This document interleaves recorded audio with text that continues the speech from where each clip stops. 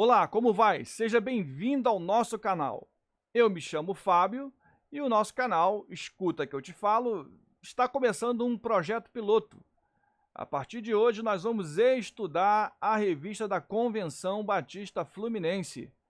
Começaremos com a lição de número 10 da revista A Centralidade do Cristo, revista que foi escrita pelo pastor Alonso Colares. A lição trata do capítulo 10 de Hebreus e vamos levantar ali coisas que são importantes para você que é professor observar enquanto estiver dando a sua aula. E para você que é aluno, aprender e absorver com certeza com o seu professor e também aqui com a gente. Espero que sejam minutos agradáveis e que você saia daqui realmente com um conteúdo da parte de Deus. Para você que vai ler essa carta, é importante que você entenda uma coisa. Os hebreus são judeus messiânicos. E o que isso significa? Significa que são judeus convertidos ao cristianismo. Geralmente, esses judeus começaram a praticar de forma rigorosa toda a estrutura litúrgica do judaísmo. E agora, na fase adulta, eles estão se convertendo ao cristianismo e precisam se adaptar a uma nova realidade, a uma nova dinâmica, que eu posso dizer que é a dinâmica da graça de Deus através do sacrifício de Cristo Jesus. Por isso, o autor de Hebreus se concentra em mostrar aquilo que acontece no templo e comparar com aquilo que Jesus fez através dos seus ensinos, da sua obra e, principalmente, do seu sacrifício redentor. Vamos à leitura do texto e eu começo então com o versículo 19. E no versículo 19, na Nova Versão Internacional, está assim: Portanto, irmãos, temos plena confiança para entrar no lugar santíssimo pelo sangue de Jesus. Algumas coisas precisam ser destacadas nesse versículo. Primeiro, o autor nos chama a atenção a desenvolver confiança. Na minha versão está plena confiança. Talvez você tenha uma versão que traga a palavra ousadia, intrepidez, mas eu acredito que, de acordo com a proposta do autor, com a sinalização da graça de Deus, a palavra confiança é a melhor tradução. Eu acredito que, para melhorar a tradução, a palavra liberdade está mais adequada à realidade da graça. Não é uma questão de ousadia humana e nem é uma questão de poder humano, mas é uma questão de liberdade conquistada por Cristo para entrar no lugar santíssimo ou lugar santo dos santos. Você precisa entender que este lugar simbolizava a presença de Deus. Exatamente isso, caro colega, caro aluno, a presença de Deus. E Jesus conquistou então uma liberdade para entrarmos neste lugar. Você sabe muito bem que há um sacrifício realizado no período do Antigo Testamento, onde se matava um cordeiro, se matava um bode, se matava um touro, e o sangue era aspergido, derramado, salpicado em cima de alguns utensílios do templo, e isso era feito para a purificação do povo. Uma vez por ano, o sacerdote fazia este ritual, e desta forma, o pecado do povo era transferido para o animal inocente e o povo poderia voltar a ter comunhão. Você precisa saber disso, era para ter comunhão com Deus, voltar a fazer as orações. Quando o autor de Hebreus diz que nós podemos ter a plena confiança, ele está dizendo para pessoas que tinham medo de entrar no lugar santo dos santos. Era um lugar que apenas uma pessoa, o sumo sacerdote, entrava. E após isso, com essa nova dinâmica, nós descobrimos que nós, a Igreja do Senhor, todos nós podemos entrar. Agora, não entramos pela capacidade do sangue aspergido de animais, mas, segundo o autor, pelo sangue do próprio Jesus. E a gente pode continuar então, porque o autor vai desenvolvendo. E no versículo 20, há complemento de informações. No versículo 20 ele diz assim: por um novo e vivo caminho que ele nos abriu por meio do véu, isto é, do seu corpo. A gente sabe que existia um véu que separava os demais átrios ou repartições. Átrios dos gentios, átrios dos judeus, átrios para as mulheres, são repartições no templo. E uma cortina grossíssima que pesava algumas toneladas, pasme você. Nesta cortina havia a separação do lugar santo dos santos e o sacerdote entrava para fazer a oração. E o autor de Hebreus, segundo o versículo de número 20, ele diz assim: agora é um novo e vivo caminho. Lembra que ele disse? É pelo sangue de Jesus. Então é algo novo está acontecendo. É um novo pacto, é uma nova dimensão de relacionamento, é uma novidade. O escritor de Hebreus está direcionando aos seus irmãos judeus e dizendo o seguinte: não fiquem presos ao antigo pacto, ao velho pacto, porque agora existe um novo pacto, um novo e vivo caminho. E aí é interessante você observar essa palavra vivo, sabe por quê? Porque todos os anos os judeus voltavam ao templo para sacrificar animais e poder ter comunhão com Deus, mas deveriam fazer isso repetidamente, lembrar do animal morto. O antigo pacto era o pacto da morte, era o pacto que deveria ser renovado, era um pacto que tinha falhas, era um pacto falível. E deveria lembrar todo ano a condição de culpa e de pecado do povo. E eles matavam os animais, voltavam a ter comunhão, matavam os animais, derramavam o sangue, voltavam a ter comunhão. E isso durou séculos e séculos, até que o sangue do Cordeiro, eis aí o Cordeiro de Deus, diz João Batista, que tira o pecado não só de Israel, mas tira o pecado do mundo. Então, é novo e vivo. Sabe por quê? Porque o Cordeiro Jesus morreu, o véu se rasgou do templo, quando o seu corpo foi rasgado, e o véu é simbolizado pelo corpo de Jesus, mas ao terceiro dia, diga para mim, ele ressuscitou, ele está vivo, está à destra do Pai. Então, além de ser novo, é vivo o caminho, já não é mais o pacto dos mortos, não é mais o pacto que precisa matar e derramar sangue. O sangue de Jesus já foi derramado de uma vez por todas. Por isso, vivo caminho, é um novo caminho. A palavra caminho dá a ideia de método. Então é um novo método, é um novo e vivo caminho. E a gente continua a leitura, vamos para o versículo de número 21. Temos, pois, um grande sacerdote sobre a casa de Deus. A casa de Deus aqui já não é mais o templo. A casa de Deus aqui, segundo o autor de Hebreus, é um fenômeno espiritual. É a presença do próprio Deus. Logo, o sacerdote que era humano, que realizava a liturgia no templo físico, foi superado pelo grande sacerdote. A grande verdade é que a gente não pode não temos palavras para definir quão grande é este sacerdote que ministra na casa de Deus, ou melhor dizendo, na presença do próprio Deus. Esse grande sacerdote, o maior sacerdote de todos, é Jesus. Ele oferece e ele também é o sacrifício. Ele é o sacerdote mediador e ele também é o cordeiro imolado e morto pelos nossos pecados.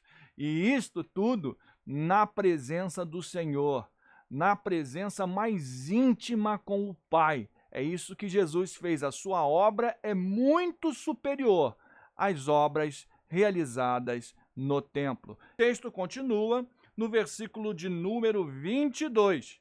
Assim, aproximemo-nos de Deus com um coração sincero e com plena convicção de fé.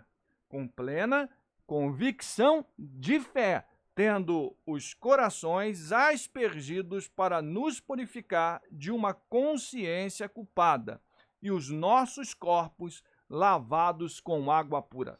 Vamos lá devagar, que tem bastante informação aqui nesse versículo 22, informações interessantes desta analogia do templo com aquilo que Jesus fez. Primeiro, o autor diz assim: aproximemo-nos de Deus. Bom, nós temos acesso. Agora é a hora de desenvolver intimidade.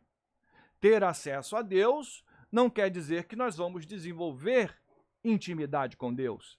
Ter acesso a alguém não quer dizer que vamos desenvolver um relacionamento profundo. O texto continua então dizendo: se aproximem, porque agora o coração de vocês é que receberam o sangue do perfeito Cordeiro.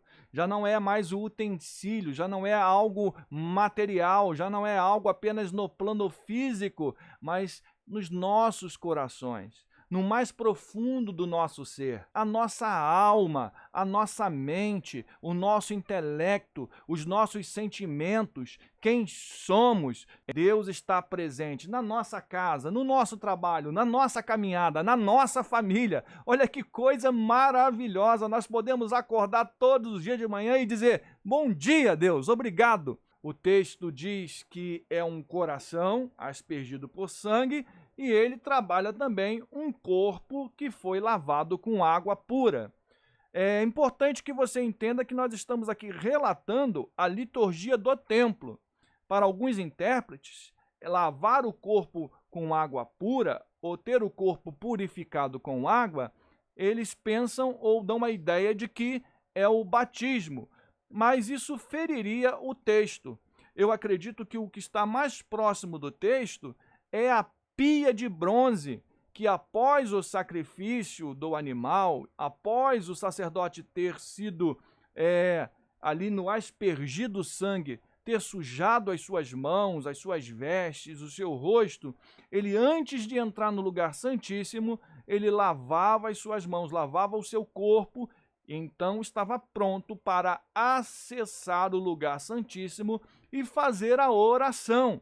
A oração onde ele levantava uma de suas mãos em direção à nação e a outra em direção ao animal que foi morto, e ele pedia a Deus que os pecados da nação se transferisse para aquele inocente. O caminho da santidade se abriu, o caminho da purificação se abriu. E antes que alguém pergunte o que é santidade, ter uma vida parecida com o nosso Senhor Jesus, o nosso mestre, o nosso rabi, o nosso exemplo, o homem perfeito, tudo aquilo que Deus quer que eu e você sejamos, está representado em Jesus. Então, uma vida de santidade é uma vida semelhante à vida de Jesus, até que ele volte e a gente tenha um corpo glorificado e venhamos viver a plena presença de Deus com ele, como herdeiros dele. Bom, você entendendo então os símbolos do templo, você vai entendendo os efeitos espirituais do sacrifício de Jesus. Porque agora não estamos mais vivendo nas sombras, mas estamos vivendo a plena realidade espiritual que Jesus nos promete. E aí nós vamos para o versículo 23. Já que Jesus nos promete, o autor nos convida a se apegar com firmeza à esperança. Tenham esperança nisso. Não precisam voltar para as práticas anteriores. Não precisam ter medo. Não precisam mais ter culpa. Tenham no coração de vocês esperança, porque quem prometeu é fiel para completar a boa obra. Quem iniciou a boa obra em Cristo Jesus vai completar a boa obra em Cristo Jesus. O plano é dele, a execução do plano é dele, a sustentação do plano é dele, e a gente apenas devemos confiar e gerar em nossos corações, em nossa mente e em nossas atitudes confiança. Descanse em Deus. Não tenha medo. A vida que você tem ela é controlada pelo Senhor. Dias maus, dias bons, altos e baixos, independente do que aconteça, você está na presença de Deus e você pertence a Ele, porque foi comprado com um alto preço, o preço do sangue do seu Filho. Por isso, permaneça confiante, com uma firmeza na esperança. E que esperança é essa? É a esperança que professamos, de que Jesus é o nosso Messias, o nosso Redentor. Foi apresentado para os irmãos judeus messiânicos o Messias. E o Messias é Jesus de Nazaré. Perceba bem, no versículo de número 24, nós vemos o efeito de uma vida espiritual, de uma vida na presença de Deus. Apenas um homem entrava na presença de Deus. Agora, nós vivemos em uma comunidade da presença de Deus. Nós vivemos todos na presença de Deus. E se vivemos todos na presença de Deus, sendo transformados à semelhança de Jesus, é claro que nós vamos refletir o amor e as boas obras que aprendemos com ele. É isso que o autor fala. Santidade é uma vida parecida com a de Jesus. Uma vida parecida com a de Jesus é uma vida de amor, é uma vida de boas obras, é uma vida onde a gente considera, incentiva o outro. A gente incentiva o outro a viver. Imagina uma comunidade que pratica o amor ensinado por Jesus. Imagina uma comunidade que pratica as boas obras ensinadas e incentivada por Jesus. Nessa comunidade onde o reino de Deus é sinalizado, a vontade de Deus é sinalizada, Deus está presente, a gente vai aprendendo com Ele, a gente vai participando daquilo que Ele está fazendo. Nesta comunidade não há falta de nada. As pessoas recebem o dom do Espírito e o dom que Deus me deu abençoa a sua vida. E o dom que Deus te deu abençoa a minha. Ele diz o seguinte no verso 25, não deixemos de reunirmos como igreja. Igreja é ajuntamento, igreja é assembleia. Nós estamos reunidos na presença do Cristo, na presença do Pai, por influência do Espírito. E ele vai dizer o seguinte, alguns estão se acostumando a faltar a este fenômeno espiritual. É mais do que ir ao templo, é estar junto, é compartilhar a vida, é ir ao templo, mas é ir também à vida do outro, é congregar, é comunhão, porque aprendemos com o próprio Deus. Assim como Jesus está unido com o Pai, nós desfrutamos também desta união. Esta foi a oração de Jesus.